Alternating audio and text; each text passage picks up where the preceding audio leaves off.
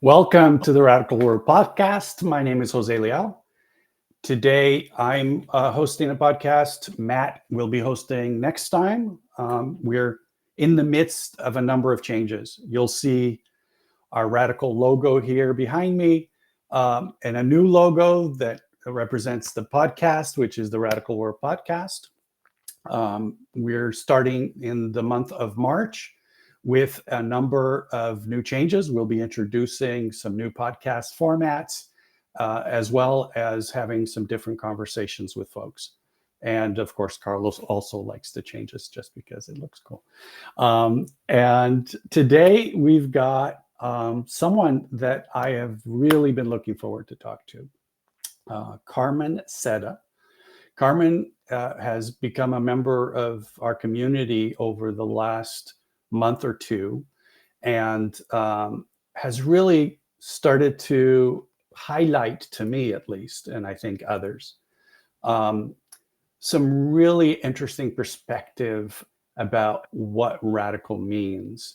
Not just a lot of the conversation we've been having about radical companies and the radical world movement that we are hoping to spark up through these conversations, but really talking about what it feels like to not know about what it means to be radical and not to have those questions be answered for us individually. So first of all, Carmen, thank you so much for making the time, being available, and for the awesome conversations we've already had. Thank you. Thank you. Thank you for having me here. I'm really excited to spend this time talking to you. So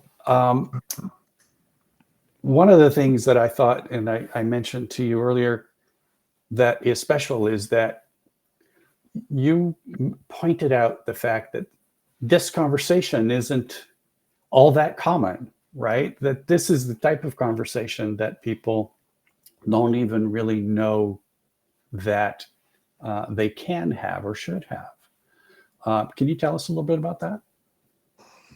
I think for me, right, when I came across the radical site, it was a message that I've been waiting to hear, to have more conversations with, but had no idea that an organization like yours was speaking about it. In my line of work, right, I help to try to make work cultures work for different people, right, to understand that human original aspect within each of us that exists. And so many times I realize that people don't even know that there is an option out there, that what they're feeling within themselves as human beings that mean purpose to them, that mean their mission, that they have sort of written away, right? With sort of like that screen. I love what you frame it, that the fiat lens, that that they're not even aware that they're wearing. And so when I think about having those conversations, or when I sit with people and really get to know within themselves what it is that is meaningful to them, instead of what we sometimes worry about, right? We've got to get this number out the door, we've got to do this, and let's go back to the purpose of this. It can radically change a conversation, right? It can make someone feel seen and heard. And in the world of work, that does not happen often enough. No, it doesn't, and it doesn't happen in our daily lives enough either. In most cases, right? So speaking of our daily lives, so tell us a little bit about who Carmen Seda is. How did you get to the point where you're having these conversations and asking these questions and helping folks with these issues? I have no idea. I'll start there. That's a great place to start. It is a great place to start, right? I grew up in the Bronx. My family's from Puerto Rico, went to public school. You know, in all intents and purposes, when I think about that as a fiat lens, like, I was never supposed to be where I'm at right now. Not if you listen to the stories that you're sort of told as a child. And I did become a young mother and had a family. And honestly, I feel through the eyes of a mother of my own children and seeing how they were growing up and the world that they were becoming a part of, I decided to rejoin the workforce.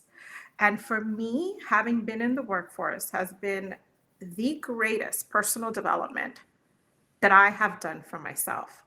Not because I just stepped into the workplace and just adhered to everything, but because I think the only thing that I did different, right? Because I'm very humble. I don't think that there's anything that I'm doing that anybody else can't do. The only thing that I did is I allowed my creativity to show through, and I allowed others to be human in front of me. And because of that, my career sort of took this trajectory, right? I was a stay-at-home mom for a while. I joined, I couldn't even find work. No one would hire me at one point. And so I went into the retail, for a holiday job that was only supposed to last the holiday season. And through that, just one door kept opening into another, and I landed into the world of staffing, which is the world of work. Exactly. So, and here I am. And here you are. And so tell me a little about, because I know we've had a conversation about how the world of staffing has been and is, and the potential to move beyond what we are already doing with the conversations that we've had. So I think if you wanted to think about it in terms of staffing itself, I think the lens, right? The lens that is in that space is we need workers to do XYZ way and move it out XYZ. And for all intents and purposes, the reason that I have the conversation is because that's not easy to do, right? Each and every one of these workers is a human being with their own innate abilities and their own reason for being, right? And sometimes unknown to themselves. And that creates, right? It creates a lot of pressure on the people that need to hire them. And it creates a lot of pressure. It starts from the top of the chain all the way down. And for me, I think one of the key things has been to be an advocate for the workplace, to be an advocate for the workers to come in, to help them understand, to mediate in a space in a world where those lenses just want to stay on. They're really hard to focus on. Yeah. Well, and I think it really brings a special thing to the conversation, because we're so used to the idea that part of what we're fighting against is the hierarchy. Mm-hmm. When in reality, the folks that are in the hierarchy, all the way up the chain, as you said, they too are wearing the lens. They too are susceptible to the same thing. They're just doing what they know how to do, the best they know how to do. Yes. And the way that they've learned to do it, the lens that they wear, causes them to just go by and do it. And they feel that I've been there, right? I was VP of a corporation in Toronto, Canada for 10 years. And I knew that what I was doing wasn't right, but I didn't know any other way to do it. And there was no other way to do it within the context that I felt I understood, right? Mm-hmm. The structure of the organization, the relationship with the CEO, the relationship with my teammates. Even if I knew how to do it differently, I don't know that framework that existed for me of how things work, right? Yes. The A to Z thing, right? Yes. That's just the way it is, right? And so I think the conversation we're having is not only to say that the system is not a system that serves us well. If it ever did, it's certainly not serving us well now. All the stress that you speak about, both from the organizational side and the employees, the stress there is huge, right? It's on everyone's part, and you're in the middle, so it's stressful for you and others that are doing the work that you're doing. Knowing full well, so I was just going to say, knowing full well that there has to be better ways, and that's the conversation. We're kind of having that conversation, but we're not having it at a deep enough level. No, no. And I was going to say when and didn't mean to interrupt you, but No, please. I think that the main concept that we need to step into is that most organizations, not all, start just like this. Start with someone driven by passion to serve their constituents, to serve others, right? And so many organizations do beautiful things. I mean, the story of my organization, it started with a college student bringing people in on a bicycle, right, to serve clients who did not have the help at the time that they needed. So here is the starting point that starts with this radical lens of creating a difference in the world. And I don't think that that's what's wrong. What's wrong is as it grows, what happens after, right? If we could understand that the people that work for us need to be freely along on this mission with us, right? That freely are a voice within an organization, then we can start having a better idea of what that moves forward. Another point that you bring up is that as organizations put things in place, right? We know the A to Z, the process, and they create these processes of which this process box of an individual needs to fit in. None of us are like that. None of us were Right. created an assembly line to be like a pencil and look like the exact same thing. And in one of my experiences, and I think this is why I understand this point, is I had this team of 3 managers, each with distinct abilities, right? But they were each supposed to do the same exact job. Right. And as I looked at it, I was like, well, this one is the technical person. I mean, she can drive down to the number and take care of everything. This one loves to influence the team. I mean, she trains them, she gets them going. And this one loves to love on the client and sell, sell, sell. And I started to say, well, why don't we work together on that? Why don't you do this for those 3 locations? Why don't you do this? And it ended up me, like I said, it was radical because it was like, wait, we're not supposed to do that. And I'm like, yeah, we can do that here because we're each taking the best parts. We're learning from each other.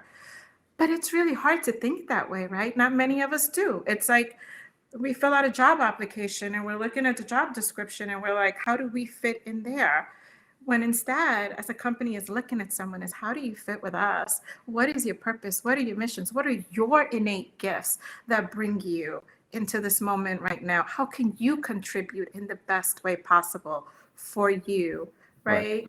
And it's not And seen that way. not at all. And that goes back to I was going to define the fiat lens, because we've mentioned it a couple of times. We haven't really said what it is. Mm-hmm. And listeners, viewers of the podcast have heard this many times, and those who haven't, the idea that we have created a view of the world collectively. No one's done it for us intentionally. No one's trying to hurt us per se. Our parents didn't try to hurt us. Our community or our teachers, our bosses, no one's, or very few people are trying to hurt us, right? But they teach us what they've learned. And they've learned that the world needs to be controlled. Mm-hmm. And they've taught us that we need to control others and that others will be controlling us. And that's the way that the fiat lens really came about. It's this idea that people aren't worth trusting. They can't be trusted. They will be creating chaos if you don't tell them exactly what to do and how to do it and when to do it and why to do it. Well, you don't even need to tell them why to do it. You just need to tell them to do it, right? And so what we end up with is this culture of people who see each other as transactional bits, pieces to be moved around, like you just described, right? Those 3 managers, like, okay, here's your job profile. There it is. Go do it and stay within the box. And, and your sense of who these people were, your ability to see into their personality, the purpose that they have in this world, gave them an opportunity to do something different, to be something more like what they're capable of doing, and what gives them passion. Because none of us want to do the things we don't want to do, right? No, Because it's just not, it's not us, no. right? And being forced to do that generates stress. And I love to think about the work of Robert Sapolsky, because he's done such amazing work in understanding stress, both in other primates and ourselves, that when we're told to do something or forced to do something, it creates stress for us. And that stress doesn't just feel like momentary stress. I'm all stressed out right now, but it actually impacts our cardiovascular system. So our heart disease comes from that stress. And it's been shown over and over again that this is not only not healthy for us physically, but also emotionally, right? No. Then we're we get angry, we get upset, and we start rebelling, we disconnect, we disengage. A huge problem that we're experiencing in the workplace. People are disengaged. Why are they disengaged? Well, because they live in a world of stress, a world of having to do things because the lens that the people who are giving them the work is one of having to control the situation. Because, like I didn't, it sounds like you did, which is amazing, but like I didn't, people just do what is easy to do, which is to control the situation, rather than learning to connect with people and giving them the room to negotiate a place for them, one that is in keeping with who they are. Jose, but it takes a mission to get there, right? And what you just shared, that is the why. That is what, for some reason, we don't see. We have a blindfold on to what is occurring within our bodies when we're in these states of prolonged stress. And I say this because about 6, 7 years ago, I went through a major burnout, and it didn't make sense to me at the time because I had all these A through Z goals that I was going to meet. And here I was meeting them. And I remember, like the American dream of buying your own house. And, it was after my divorce and I bought my own house, and I'm sitting there and I'm like, I did it. I got what I wanted. But I still had this insane amount of anxiety within my body. I still couldn't sleep at night. I still couldn't. And I was like, okay, what is going on with me? Like, what is wrong? Right? Everything outside was fine, right? By all intents, I had gotten promotion at work. My kids were off to college. I got the house, the car that I paid for. Like, according to that lens, I was doing remarkable, and I was being commended at how strong I was and how, wow, how did you get this done? But my body wasn't feeling it. My body was in a state of survival mode and stress. And I say this because I now use that as my compass. I use it as my compass. When I am feeling stressed, I'm knowing something isn't right. I'm feeling controlled by something that isn't genuine to me. And we know it, right? Another thing that you mentioned in your conversation was about people being told what they had to do and how you do it. Yet you complete those tasks and you feel no source of satisfaction out of them because the next day they're going to be right back on your plate and they're not really what you want to be doing. That is a sign. That is a sign that we are not living to our purpose. And as human beings, I mean, my God, we're only here for a limited amount of time. We're here to be living in purpose. Exactly. And that purpose is unique to each and every one of us. And that's part of the glory of life, is to discover it, to learn it, to be it in a way that we can. And yet no one teaches us that. No. Right? No one teaches us that when we're younger. The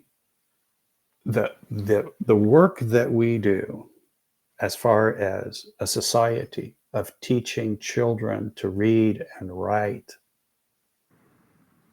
versus the work that we could do to Mm, teach children to be themselves mm, and to understand what their feelings are saying to them.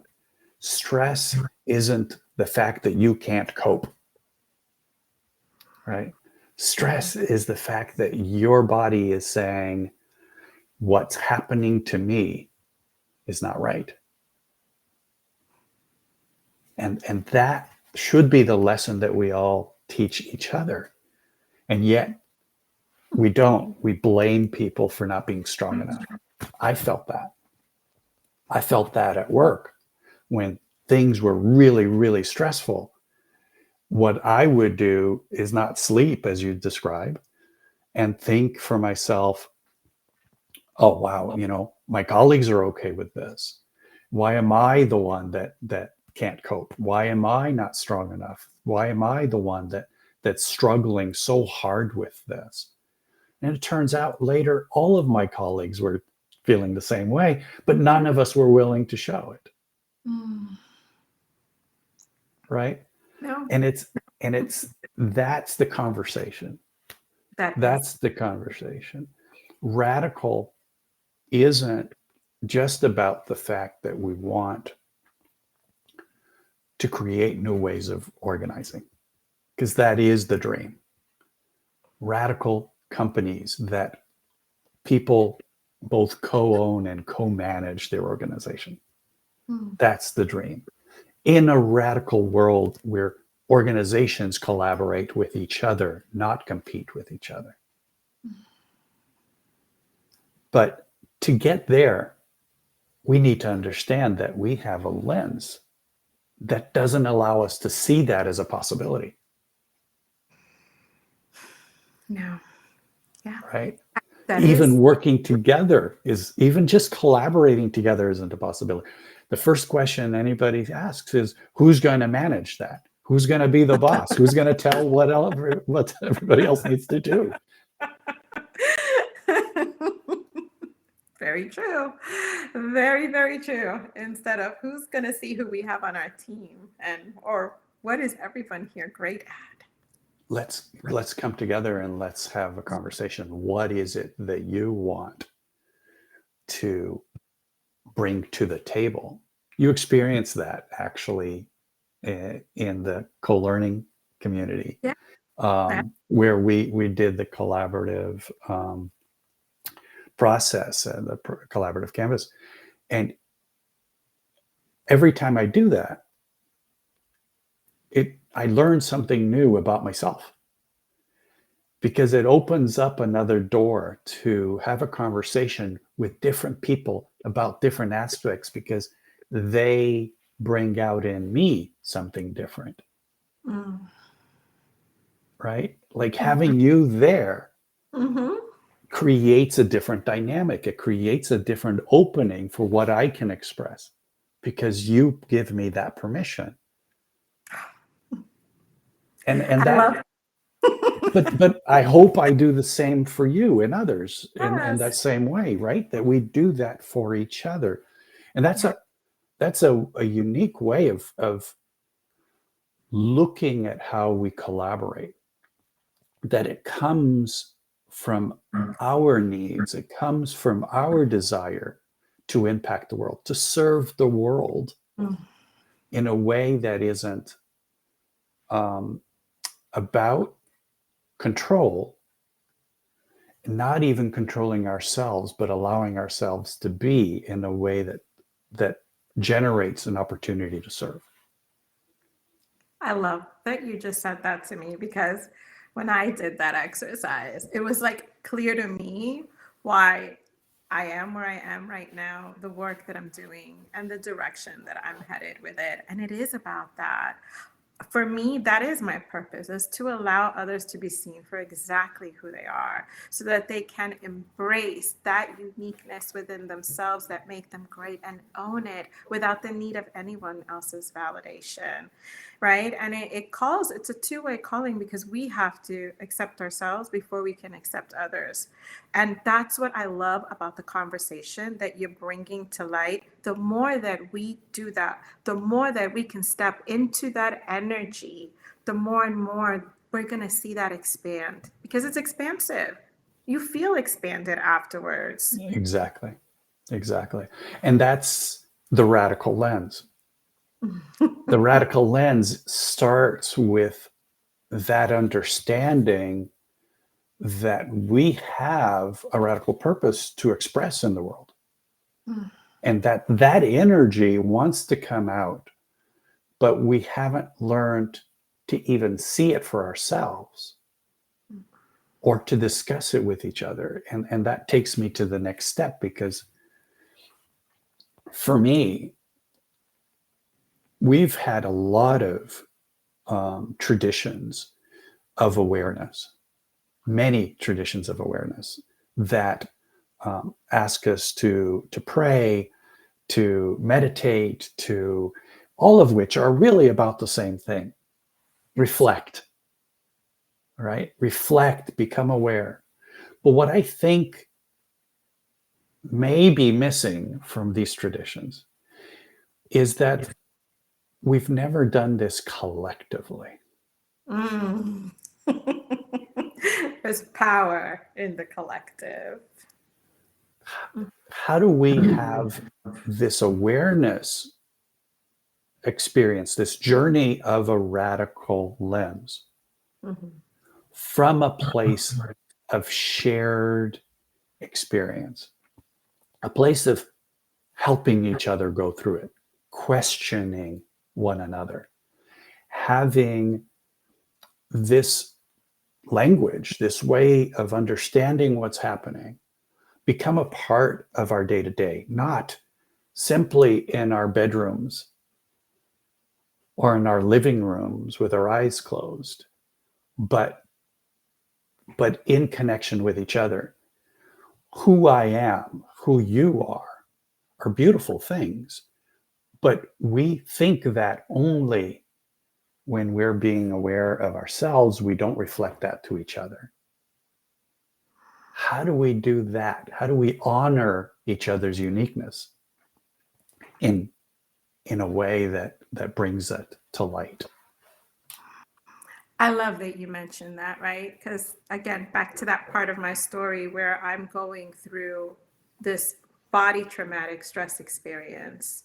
And I did all of the things that you just mentioned, right? I did Reiki, I did a meditation, I am a yoga teacher.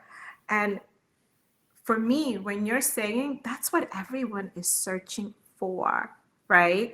And yes, all of those modalities are immensely, immensely beneficial, right? They help you to start listening to yourself, to bring awareness to yourself.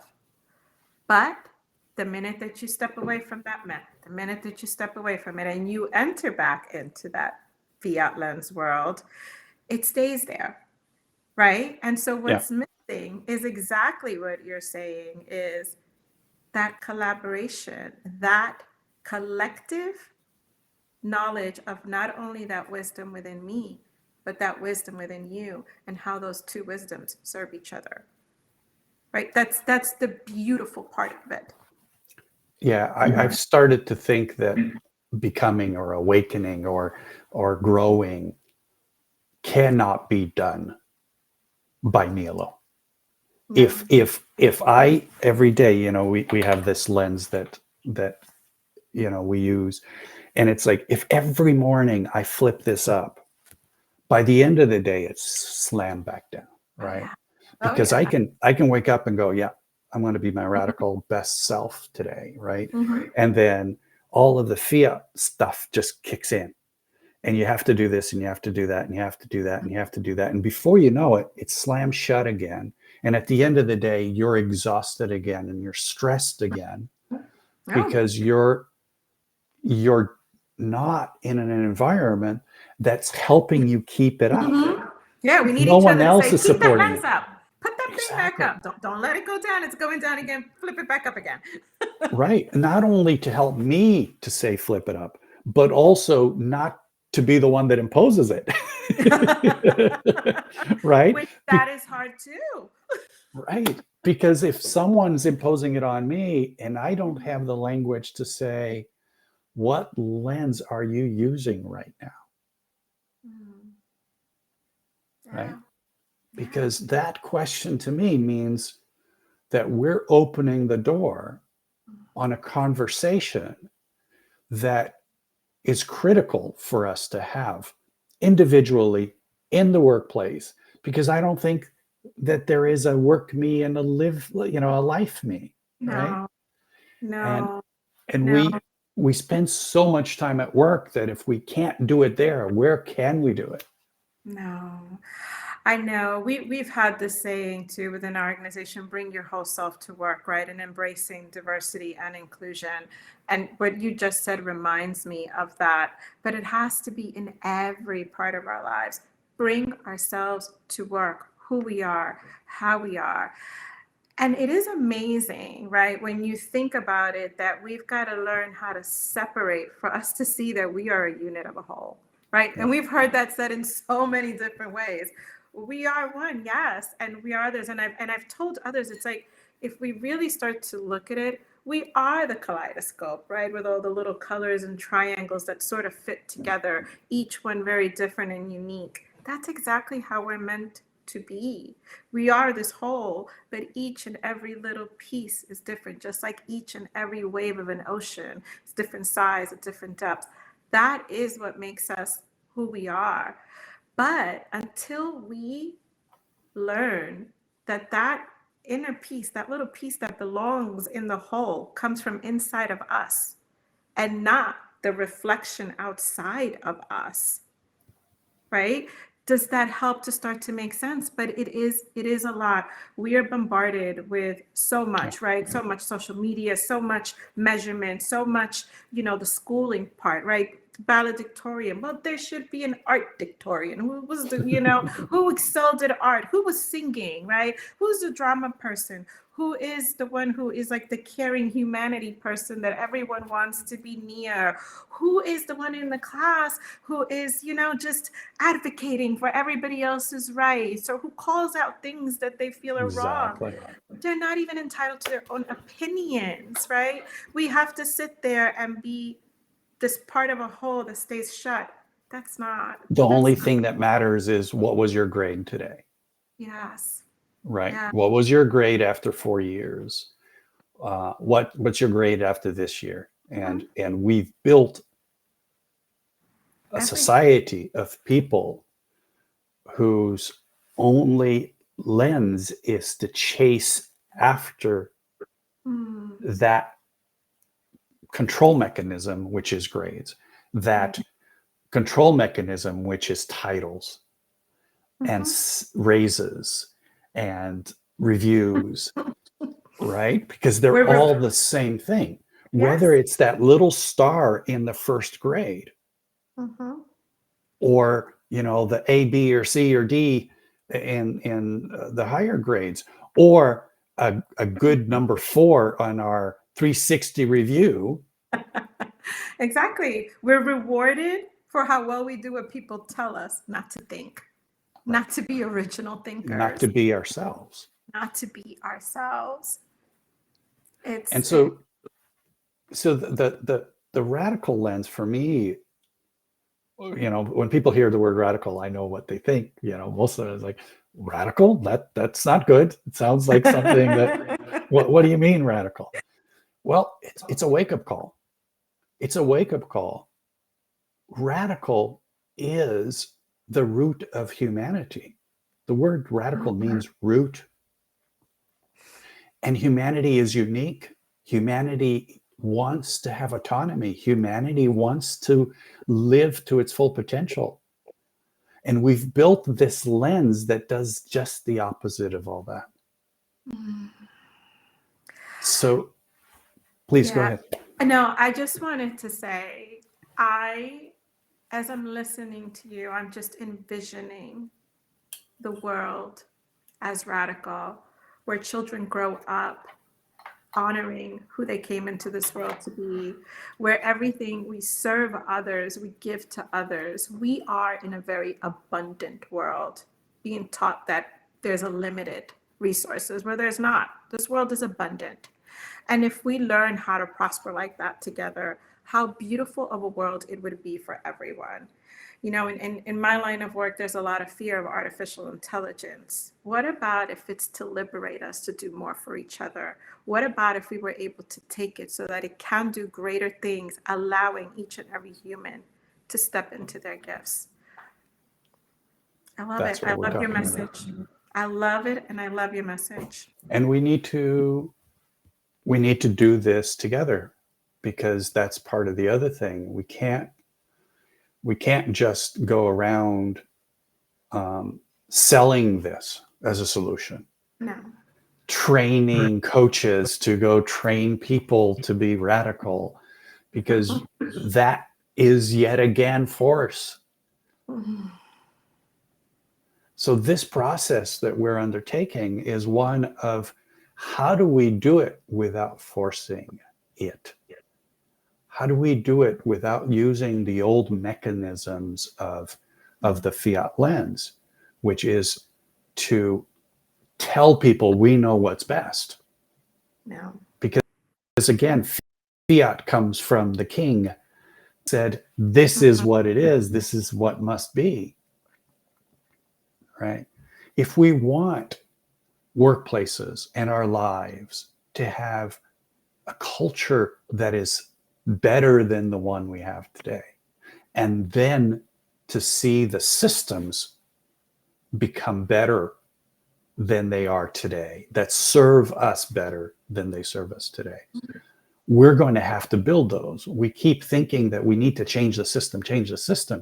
No, we need to change us, because we're the ones that are going to build the systems.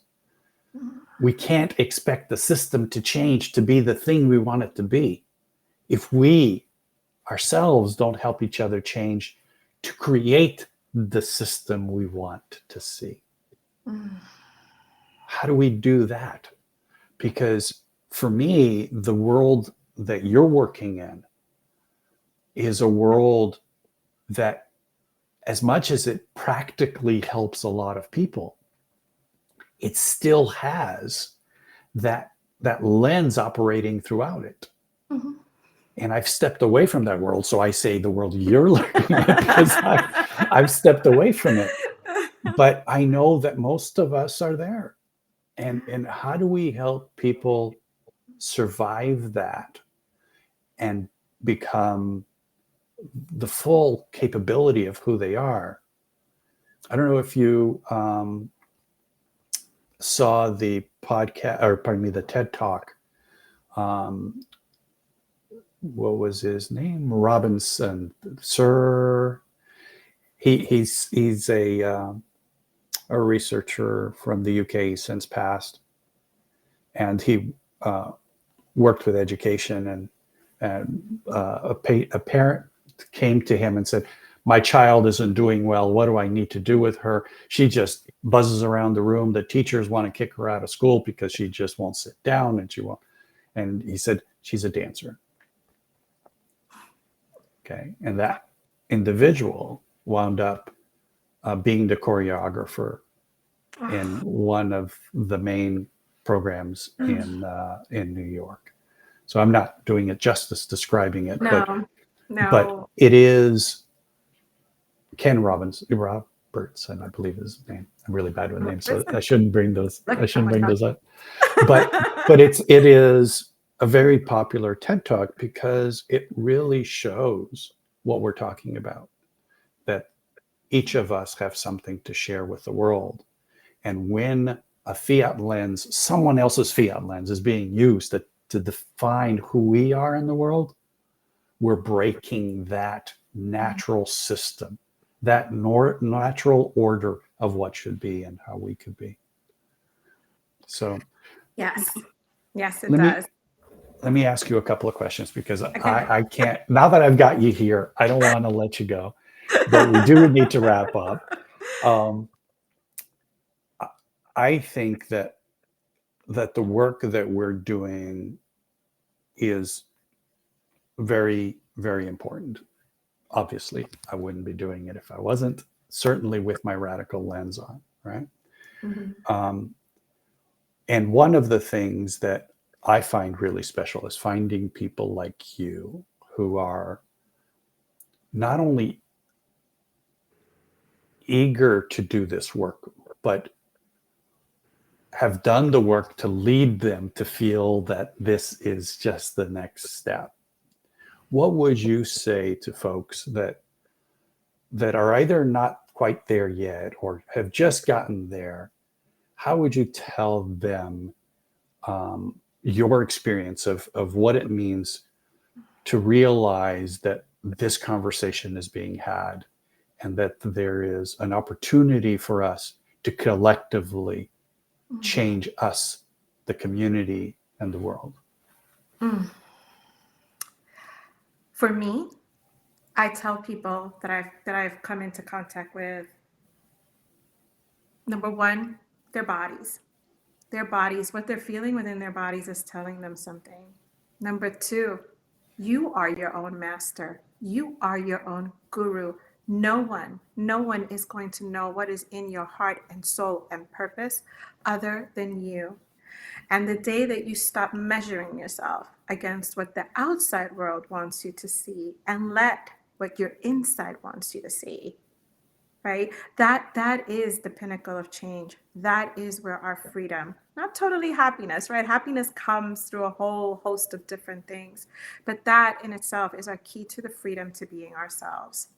And when it comes to your message, is that the more and more that those free people step out into this world, the more that I do the work that you're putting forth and other people are putting forth, the more that they do their own work, the more and more we're going to live in a place that allows each and every human to be exactly who they're supposed to be.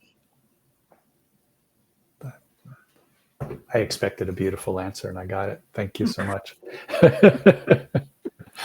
Okay, so here's my last question. What's your dream for a radical world? My dream for a radical world is to know that everyone that I come in contact with is doing their part, their best part to be who they are. That in my presence, everyone can be free within themselves. That my grandchildren can go out there. There's now almost, but I have two biological, five kind of total, but granddaughters can be the women that they were meant to be and that they are honored just the way that they are. It means that, companies can be a place of learning, a place of personal development and understanding, purpose-filled work with humanity at the core, that health and the ability to nourish the body with food, with great food, that those are the things that are honored and that are the pinnacle of what a nation, don't forget the nation, the world, right, is really addressed for. That to me is a dream, to know that I can go anywhere and there's something nourishing, that I don't have things that are bad for my health, that I'm able to honor my body in front of anyone. I'm not feeling this well. Honor me. I honor you. And I think that's the key to it, right? Because when we do that, that's when that oneness comes in. That's true belonging, right? I sometimes have a word with that word belonging, because belonging automatically means we need to fit in. And it's no, we're not meant to fit in, but we just belong perfectly and uniquely the way that we are. That sent shivers down my back, and I'm being honest. Carmen, I wish we could go for another hour, and I really mean that, because this has been a beautiful conversation, a beautiful radical conversation, and I truly appreciate your Thank you, Jose. genuineness and your and the heart with which you bring to the conversation and to yourself, being yourself, and I appreciate that very, very much. I'm now going to do a little list of a bunch of things that we're going to change next month. So starting in March, we are going to be introducing 2 new podcast types.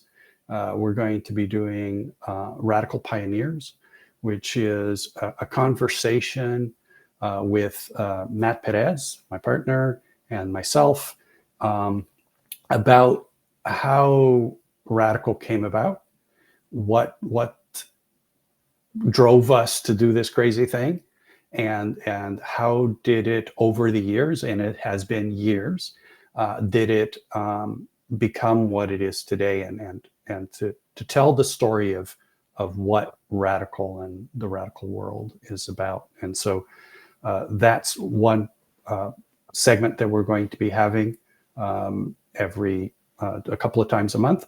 We're also going to be doing Radical Bits.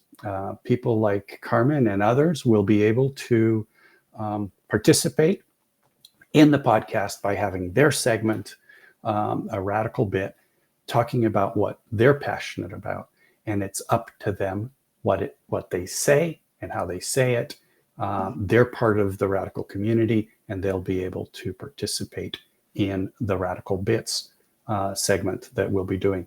And of course, we'll continue having these conversations as we have been. I'll be doing one, Matt will be doing the other. We'll be doing 2 per month in this Radical World podcast conversations. So thank you very much again, Carmen. Thank you to our audience for listening and watching this, and looking forward to seeing them and hearing them next month in all of the new types of segments that we are going to be having. Would love to profusely thank you for your words today and the passion with which you brought to the conversation. So looking forward to doing more with you, looking forward to your Radical Bit, and also looking forward to us working together in the co-learning community as we move forward. So that being said, it was a real pleasure, and we'll see you soon. Same here, Jose. Thank you. Thank you.